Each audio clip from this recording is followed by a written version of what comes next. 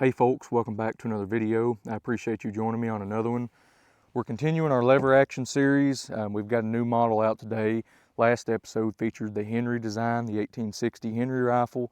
We have the second generation today, the improved Henry, also known as the Yellowboy, the Model 66, and also the Winchester Repeating Rifle. We'll talk about some of the features that this gun brought over from the Henry.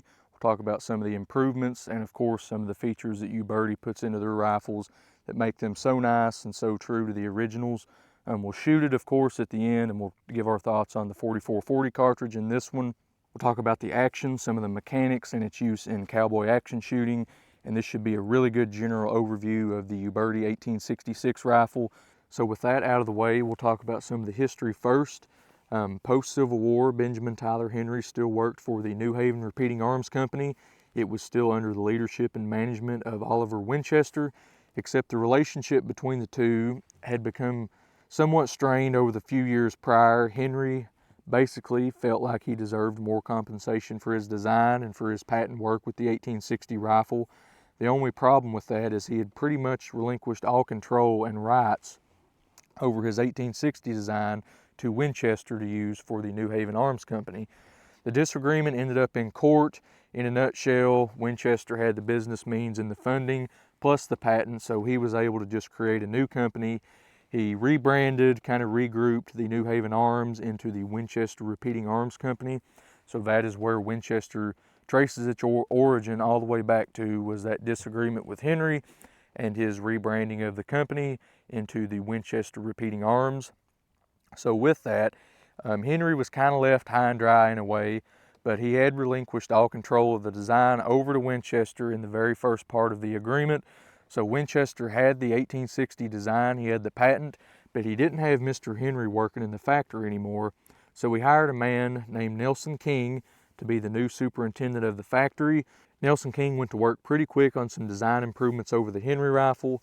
A few of their focused areas were the open tubular magazine at the bottom, the absence of a fore-end, and also the all-around kind of odd way you loaded that rifle. If you remember from last episode, you would have to run the follower up the length of the barrel, turn the end of the barrel around, fit the cartridges in, slide them down the magazine, clock the barrel back closed, and then let that follower back down to put spring pressure on the cartridges to feed them into the elevator system. That entire design was a little bit time consuming, and one part of that is you had to take the rifle off of your shoulder, point it up in the air, mess with the end of the barrel, run the brass follower back up and down. So Nelson King had an idea of a sheet metal loading gate that would go on the side of the receiver right here. With that, you could close the bottom of the magazine tube, and with that, you could also put a fore-end on the gun right here. And that was basically the major improvements over the Henry design. The rifle actually held a few more cartridges than the Henry. They could also put a fore-end on the gun, and all around the loading gate that Nelson King patented on the side of the receiver was a much simpler design. It allowed a shooter to keep the rifle shouldered, to shoot and work the action, and also load the gun really without even taking it off target. So more rounds down range faster, the rate of fire increased greatly with the 1866 design. It became a little lighter and a lot more comfortable to use because of the fore-end. So those were a few of the design features that Nelson King put into the Winchester repeater with Winchester's input, of course. It was launched into production in 1866 and within a few years had reached mass scale and was available to the public at quantity. The other thing we'll talk about with the Winchester repeater versus the Henry design is the commercial or consumer aspect. So there was some options that the 1860 Henry did not have that the Winchester rifle did. So you had 3 different barrel lengths you could choose from. You had a carbine, a 20-inch, a 24-inch rifle length, which is what this gun is through Uberti, and you had a 27-inch full musket length barrel. There was also some different sight options. There was actually flip-up apertures you could buy for the Winchester rifle as well, or just a regular flip-up leaf sight or a buckhorn sight style. So those are a couple things that the Winchester company started pushing out to the consumers and the commercial market, and that would follow up all the way through the end of the lever action series. Winchester tried to keep a lot of options on the table, so no matter who you were or why you were buying the rifle, You could choose those options for yourself. This rifle was used primarily in the American West, in the frontier, but it was picked up a lot by foreign military. Turkey, France, a few of those other countries bought a lot of Winchester repeating rifles. It was used in skirmishes and small battles here and there, the Indian Wars of the later 19th century, just like the 1860 Henry was, but it was never formally adopted by the military. They were interested in other things at the time. But even with that, the Winchester repeater was produced all the way up until pretty much the turn of the century, and by the end of it they had made over 170,000 of these rifles. Even after the improvements of the 1873 and all the development through the years of the Winchester repeating arms, they were still selling and manufacturing these guns into the 1890s, which shows that it was a very popular model. I'm sure price had somewhat to do with that. You would think that the much outdated model would cost quite a bit less than the cutting edge technology of the time, which was the 1894 and 95 rifles, but still they were selling the guns into the 1890s, which is very impressive. They sold a lot of units, like I said, a lot of units overseas, militaries, so just a very cool overall rifle. A few of the features that it retained from the Henry was, of course, the toggle system, the elevator system, the hammer and trigger. Most of the mechanics remained very, very similar. The loading gate and the tubular magazine were the biggest benefits over the 1860 Henry. This model retained the dual firing pins and also the 44 Henry cartridge. So it was a rimfire gun, and most of the design changes came from the loading gate and the tubular magazine. There was some changes with the fore ends, depending on what kind of barrel length you get, the front sight, the rear sight, the barrel bands, stuff like that. Winchester would have to come up with a design and manufacture, but other than that, they didn't have to retool, rework, reprint anything. It was the Henry design with a cutout for the loading gate and a new tubular magazine, and that was basically it. So Winchester really profited off this model because the Henry was a very popular gun through the Civil War and on the frontier. So Winchester comes out with their new and improved Winchester rifle, cutting edge technology, a loading gate, faster firing rate, all the good things. Market it, give the customers 3 different options for barrel lengths, fully customizable sights, probably engravings, different things like that. So that goes to show Winchester was a very savvy guy, a very good businessman, and he knew how to play on the Henry design to make a ton of money on the new Winchester guns. So that's a really cool piece of that history. And this is one of my favorite repeating rifles. There is something about the brass or the gunmetal plus the loading gate and the fore end that come together to make a really pretty design. So this is one of my favorites. I really like the 1866, and I'm glad we got to do a video on it. I mentioned earlier this specific gun is in 4440 Winchester. It has a buckhorn rear sight and a pretty simple front sight up front. It's dovetailed into the barrel. The buckhorn does have a few adjustments for elevation.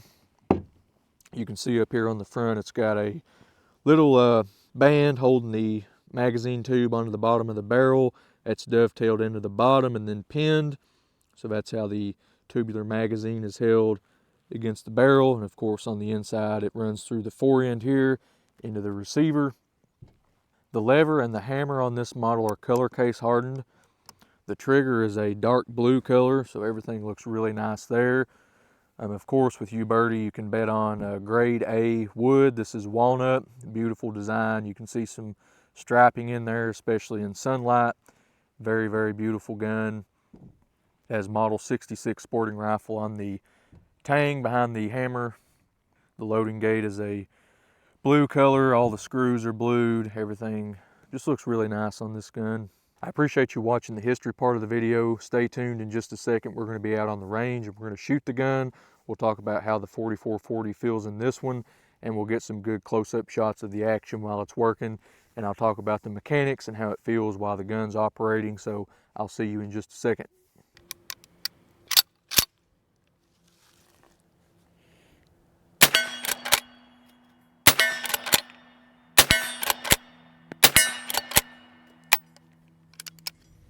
Does really well. Shot very smooth. The action worked phenomenally. Very accurate. Handles 4440 really well, much like the Uberti of last episode. Just all around good Uberti product. That's kind of what you expect from them. So we're going to load it up and take some more shots. We'll show the loading gate here in a second and how it compares to the Henry design for loading. Much simpler, easier. So we'll load up some more and shoot a little bit more. So here we got our loading gate on the side. Very simple design. Like I mentioned in the video, just a piece of stamped sheet steel on the inside of the receiver here. Keeps the rounds from coming out with the lip on the edge of the gate there.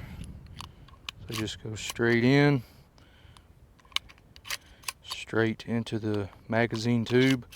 Much easier, very simple compared to the Henry design. So that was one of the big benefits of the Winchester design going forward, is the loading gate. That was a huge game changer for the speed that you could load and fire. So big deal there with the loading gate from Nelson King.